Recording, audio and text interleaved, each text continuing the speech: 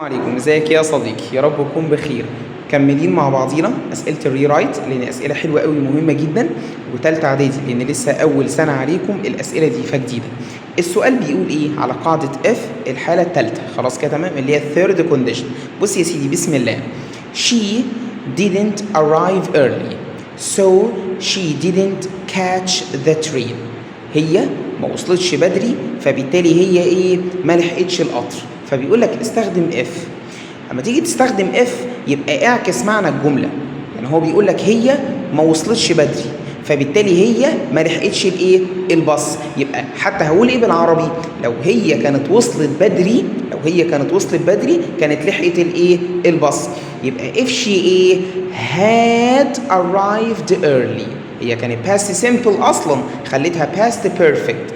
if she had arrived early، لو هي كانت وصلت بدري. بص بقى الناحية التانية برضو past perfect. she ايه؟ would have caught the train.